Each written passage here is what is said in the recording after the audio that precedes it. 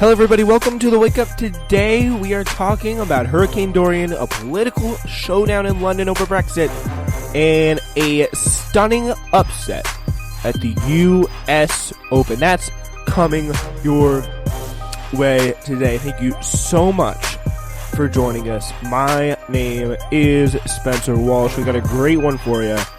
Thank you so much for joining us. We're back on the Wake Up for the fall, everybody, with new episodes daily on the weekdays.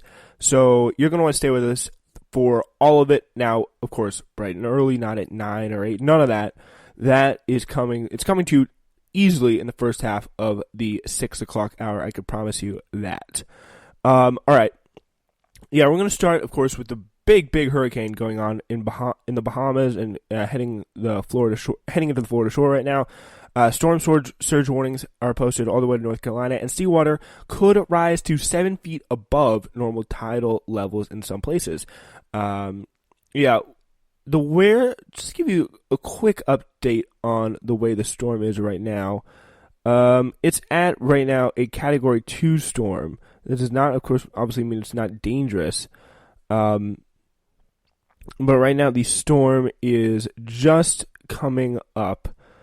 As of 5 a.m., its outer bands are beginning to hit Orlando. It's kind of perpendicular to. It's right up next to, in between Orlando and Gainesville, Florida, right now. So and Thursday by 2 a.m. it should be up to Georgia. Who knows how strong it's going to be there? But the tide levels should be very, very big. All the way up through the two Carolinas. A lot of sea level rise all the way through all the coastal cities, such as Jacksonville, Brunswick, Georgia, Savannah, Georgia, Charleston, South Carolina, Myrtle Beach. It's going to be a pretty hard hit as well. Wilmington. So it's going to be definitely pretty serious, up to around 10 inches in some places. It's going to be very, very bad. So flooding will be bad as well. I mean, even predicting Dorian's path has been particularly challenging for meteorologists. The National Hurricane Center uses various models that show where the storm could go using different forecasting techniques, but the map below shows the official forecast for the National Hurricane Center compared to simulations from the European Center for Medium-Range Weather Forecasts, which are generated by running the forecast model many times using a range of initial conditions.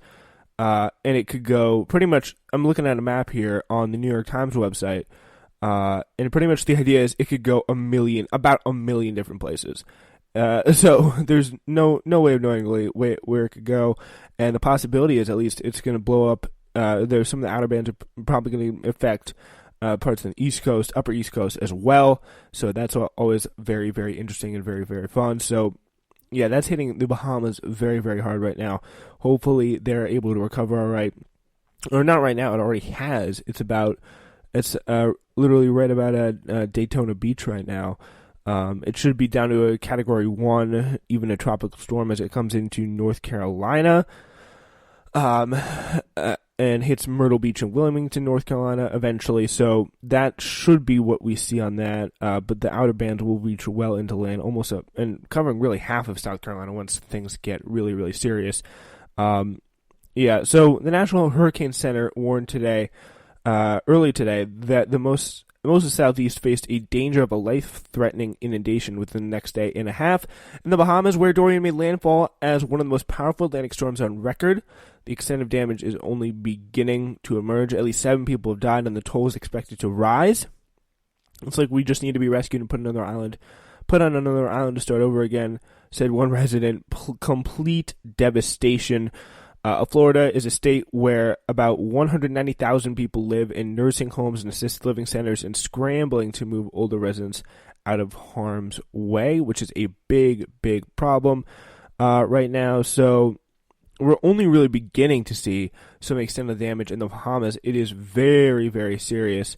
And you can see so much of the island, from the beaches to everything, is underwater because it's such all low-level areas. People swirling currents, like, literally down the sidewalks. It's insane. Communication to ruins and basic infrastructure, including shelters, hospitals, and public buildings all underwater.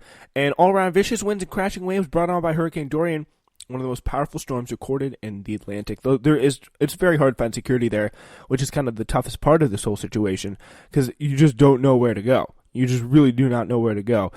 Entire neighborhoods were reduced to unrecognizable fields of rubble. Houses were crushed into splinters, and boats were tossed in heaps like toys.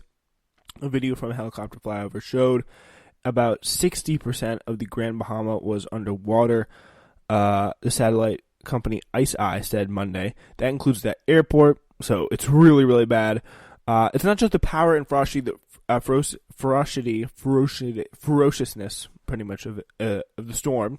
It's also the length of time it spent over Abaco and the Grand Bahama, said Marvin Dames, the Minister of the National Security for the Bahamas. That's a disastrous outcome. 7 people have died in Abaco. Prime Minister Hubert Minnis said at an evening news conference, although the toll was expected to climb. Children were among those killed, Dames had said earlier. So Hurricane Dorian made first landfall at the Bahamas as a Category 5 storm. Then it lingered. That's a big thing there. It lingered, pummeling Grand Bahama and Abaco Island, blocking even a basic accounting of the number of victims and the destruction for a very, very long time. So it's very, very bad. So it's now a Hurricane 2, pushing its way towards Florida, where it's not expected to clear the islands until early Wednesday. So just about now to clearing those islands at this point. So storm surge is the number one killer in a tropical storm, says Dennis Feltgen, a meteorologist at the National Hurricane Center in Miami, speaking of the rise of sea that results from wind and pressure changes brought on by a storm. In Freeport, Lord Standing Grand Bahama, Sarah Kirkby watched helplessly as a huge flood poured in and inundated her house. It was absolutely terrifying. I've never seen water come in like that. You don't realize the power until you're in it. So, yeah, neighbors were manning jet skis to rescue people trapped on roofs on Tuesday. But it was unclear where they might go because many shelters were also flooded and damaged by the storm. Like, it just seeped through everything, and it seeped really well deep into the island. So, that is the just disturbing thing. So, yeah, so that is what's going on right now. So we now turn from the Bahamas up north a little bit and up east a little bit as well, over to Britain, where the Prime Minister there, Boris Johnson, swept into office in July with a vow to take Britain out of the European Union by whatever means necessary. But the Parliament has just pulled a rug out from under him and could vote on legislation as soon as today that would block a withdrawal without a formal agreement from Brussels. This is kind of their biggest priority because they do not want to leave the European Union without a formal agreement certified and for sure. Like, they cannot not abide by that. So, yeah, that is a big thing for them. We're looking, obviously, to have Mr. Andy Cowles on with us soon. That would be a big that would be a big thing. That'd be a big struggle to well, it shouldn't be much. It's a big struggle, really, what they're going through right now. So that's for sure. But we're definitely trying to get him on here to talk about this a little bit more, maybe on a full episode of Newsflash. But for now, we'll just give you the run through on this. British lawmakers on Tuesday rose up against Prime Minister Boris Johnson, moving to prevent him from taking the country out of the European Union without a formal agreement. The epic showdown pushed Britain to literally the verge of a new election. After losing his first ever vote as Prime Minister, Johnson stood up in Parliament and said he intended to present a formal request for a snap general election to lawmakers who would have to approve it. So that's a big idea here. So this is the audio of him taking to the, I guess, whatever they call it, the lectern there in Parliament, and trying to get somewhat of a general election so he could see where the public is on this. It'd be interesting.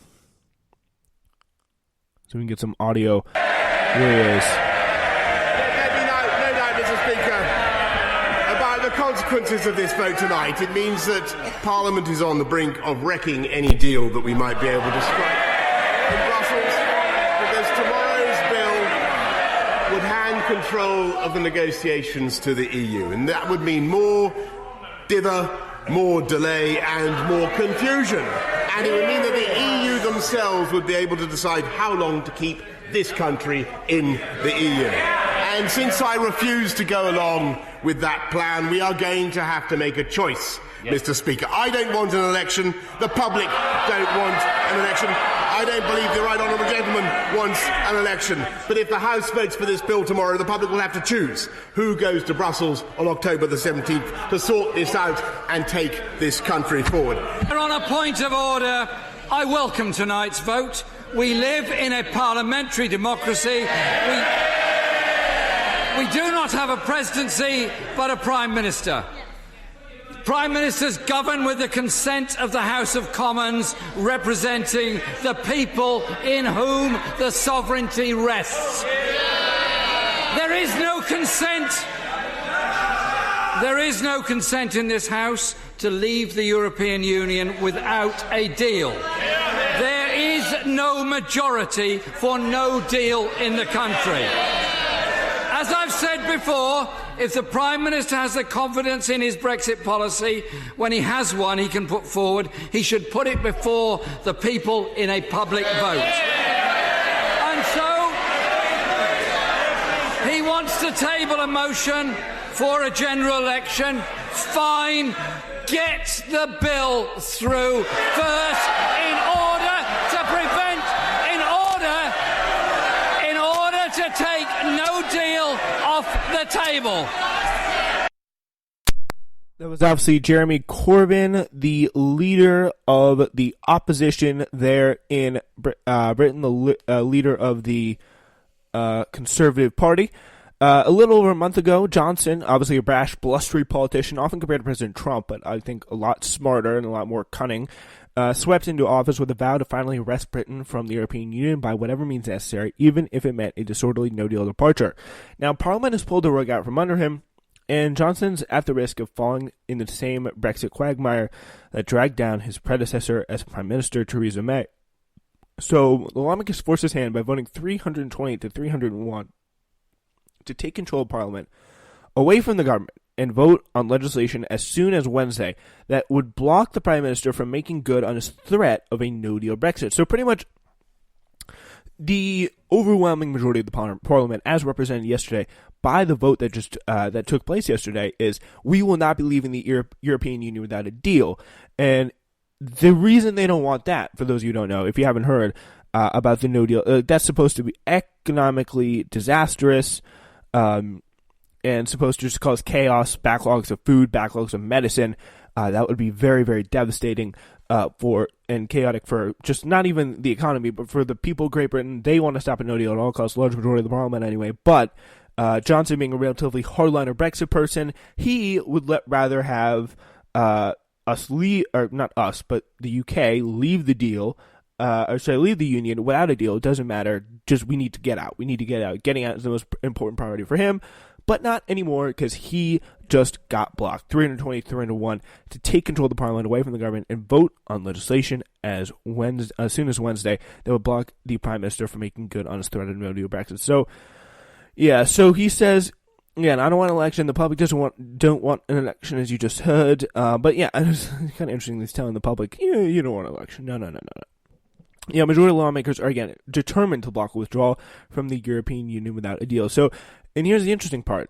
If Johnson's aides had made clear that, in the event of a defeat on Tuesday, which did happen, he would seek a general election on October 14th, just a little over 2 weeks before the Brexit deadline of October 31st, where they leave, where they could leave without a deal. So, as a rebuttal to Johnson's call for elections, the opposition leader, Jeremy Corbyn, said he would agree to an election only after the Parliament passed legislation barring a no-deal Brexit. That's his first priority. The House of Commons is expected to approve the measure today. So that's what's going to happen there. He's gonna go in. He's probably going to approve that measure, and so the House of Commons are probably going to approve that measure. So that will then probably lead to a general election because Johnson right now has the slimmest of majorities in the House of Commons, and I'm not sure how British politics works, but if things are even more serious, there could be a new opposition and a very new